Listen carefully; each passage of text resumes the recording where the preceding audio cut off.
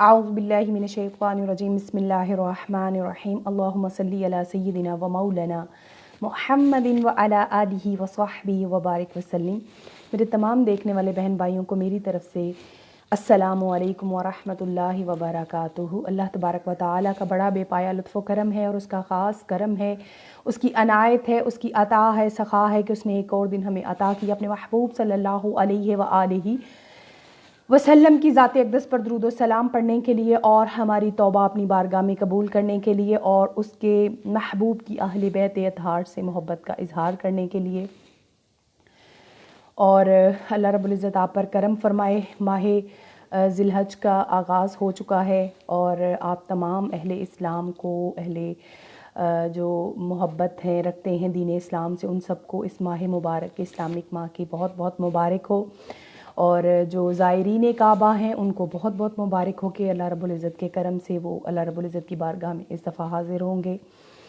تو یکم ذی الحج ہے اور یکم ذی الحج میں ایک بہت خوبصورت نکاح کائنات میں حضور علیہ الصلوۃ والسلام اور حضرت عائشہ صدیقہ کے رضی اللہ تعالی عنہا کے بعد یہ ایک خوبصورت نکاح جو ہے وہ اللہ کے حکم سے، اللہ کے امر سے اس دنیا میں قائم ہوا، اور وہ نکاح ہے مولا علی علیہ السلام اور حضرت فاطمہ الزہرا سلام اللہ علیہا، جو کہ یکم ذی الحج کو منعقد ہوا۔ آپ سب کو بہت بہت مبارک ہو، اور اللہ تبارک و تعالیٰ اس خوبصورت نکاح کے صدقے میں ہماری بیٹیوں کے نصیب جو ہیں ان کو اوج ثریا کی بلندیاں عطا فرمائے، الہی آمین۔ سب سے پہلے تو حضور علیہ الصلوۃ والسلام کو اللہ رب العزت نے میسیج کے ذریعے قاصد جبریل امی کو بنا کر آپ کی خدمت میں پیش کیا اور کہا کہ حضور علیہ الصلوۃ والسلام کو بتا دیجئے کہ میں نے عرش پر علی اور فاطمہ کا نکاح کر دیا ہے اور مولا علی کو پسند فرمایا ہے حضرت فاطمہ الزہرا سلام اللہ علیہا کو، تو آپ بھی زمین پر حضرت علی المرتضیٰ کا نکاح فاطمہ الزہرا سلام اللہ علیہا سے کر دیں۔ ابھی یہ بات پہنچی تو چونکہ اللہ کا حکم تھا، حضور علیہ الصلوۃ والسلام کو ضرورت نہیں تھی کہ اس پہ کسی بھی طرح کا اف بٹ اگر مگر کرتے، لیکن حضور علیہ الصلوۃ والسلام نے عورتوں کے حقوق کے لیے ایک خوبصورت بنیاد رکھی۔ آپ اٹھے اس جس جگہ آپ نشست فرما تھے اور حضرت فاطمہ الزہرا سلام اللہ علیہا کے پاس چلے گئے اور اپنی بیٹی سے اس چیز کا اظہار کیا اور اپنی بیٹی سے مشاورت کی اور کہا کہ اللہ کا پیغام آیا ہے کہ آپ فاطمہ الزہرا سلام اللہ علیہا کا نکاح حضرت علی المرتضیٰ سے کر دیں، یعنی حضرت علی المرتضیٰ کو آپ کے لیے میری بیٹی فاطمہ حضرت علی کو پسند فرمایا ہے، تو آپ اس پہ راضی ہیں؟ حضور علیہ الصلوۃ والسلام کی شہزادی جگر گوشائے رسول صلی اللہ علیہ وآلہ وسلم حضرت فاطمہ الزہرا مسکرا دی۔ یہاں ایک بات توجہ طلب اور غور طلب یہ ہے کہ حضور علیہ الصلوۃ والسلام نے اس لیے پوچھا تاکہ یہاں وہ عورت کو اس کا بنیادی حق دے سکیں۔ سمجھ آ رہی بات کی کہ حضور علیہ الصلوۃ والسلام رحمت للعالمین ہے، حق دیا عورت کو، اتنا خوبصورت حق دیا۔ آج کل لوگ اس حق کو سلب کرتے ہیں، اپنی مرضی مسلط کرتے ہیں، لیکن اللہ رب العزت خیر فرمائے، میں ان کو غلط نہیں کہتے، یقیناً ولی جو ہوتے ہیں وہ اپنی اولاد کے لیے، ماں باپ جو ہوتے ہیں وہ بہترین کی تلاش میں ہوتے ہیں اپنی سمجھ اور عقل کے مطابق، لیکن اپنی اولاد سے مشاورت ضرور کریں اس نکاح اور سنت رسول صلی اللہ علیہ وآلہ وسلم کو اپناتے ہوئے۔ تھوڑا سا اپنی الفاظ میں اس نکاح کا آپ کو منظر جو کہ اللہ رب العزت نے عرش پر کیا اس کا سناتی چلوں۔ علامہ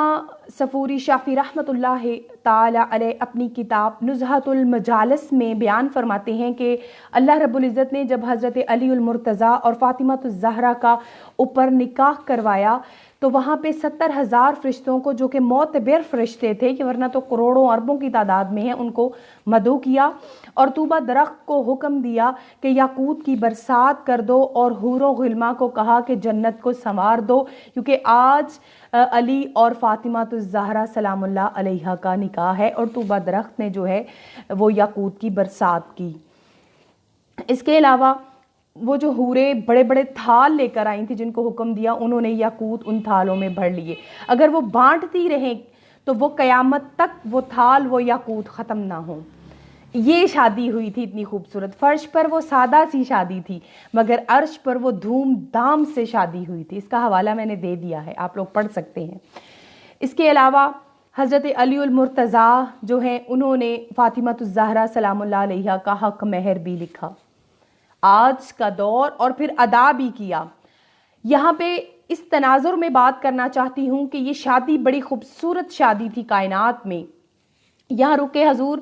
سیدی شیخ الاسلام ڈاکٹر محمد طاہر القادری مدد اللہ العالی ایک بات فرماتے ہیں کہ جب میں سوچا کرتا تھا، مجھے خیال آتا تھا کہ مولا علی کی ولادت وہاں پہ کعبہ میں کیوں ہوئی، تو میں سوچا کرتا تھا، تو پھر جب میں پڑھتا گیا، مجھے اس کی سرچ کرتا رہا تو مجھے بات سمجھ میں آئی کہ دلہا خدا کے گھر کا اور دلہن مصطفیٰ کے گھر کی ہو، یعنی یہ خوبصورت بات انہوں نے اس کی شرح فرمائی۔ اس کے علاوہ آپ کو جہیز دیا گیا، جہیز دیا، جو لوگ جہیز کو لعنت کہتے ہیں، کبھی جہیز کو لعنت نہ کہیے گا، کیونکہ یہ سنت رسول صلی اللہ علیہ وآلہ وسلم ہے۔ صرف سمجھنا ہوگا کہ جہیز کس طرح آپ نے دیا تھا۔ آپ نے مولا علی علیہ السلام سے کچھ رقم لی، اور وہ اس رقم سے جو مولا علی نے ادا کی، اس سے چند اشیاء جو کہ ضرورت کی تھیں ان کو پرچیز کیا، خریدا، اور فاطمہ الزہرا سلام اللہ علیہا کو کے جہیز کے طور پر کر دیا۔ یہاں بات ایک سمجھ میں آتی ہے کہ شادی بیاہ جو ہے وہ سادگی سے کرنا چاہیے، جہیز دیں آپ، لیکن اس جہیز کا حق والدین پر نہیں ہے۔ وہ شوہر جو ہے اس پر یہ چیز لاگو ہوتی ہے کہ وہ اپنی بیوی کو ضرورت کی اشیاء فراہم کرے۔ وہ ضروری نہیں کہ شادی کے ساتھ سے پہلے خریدے، شادی کے بعد اگر دلہن گھر میں چلی جائے تو جو اس کو چاہیے ہو وہ اس کو خرید کر دے، حق مہر کا اہتمام کرے۔ سب سے پہلے 3 چیزیں یہاں پہ جاننا ضروری ہے۔ بیٹی سے رشتے کے وقت مشاورت کی جائے اولاد سے، دوسرا اس کے حق مہر کی ادائیگی ہو، تیسرا اس کا حق مہر جو بنیادی حق ہے وہ لکھا جائے۔ اس کے علاوہ اس کا نان و نفقہ جو ہے وہ مرد پر جو واجب ہے وہ اس کی ادائیگی بھی ہونی چاہیے۔ تیسرا یہ کہ جہیز جو جس کو لعنت ہے اس کو لعنت نہ کہا جائے، بلکہ مرد کے حقوق میں سے عورت پر ہے، جو اور عورت کا مرد پر حقوق ہے وہ یہ بنتا ہے کہ اس کو ضرورت کی اشیاء خود خرید کر یا تو پہلے دے دے یا پھر بعد میں جو اس کو چاہیے وہ عورت کو پرچیز کر دے۔ گھر، جہیز، یہ ساری چیزیں، یہ تمام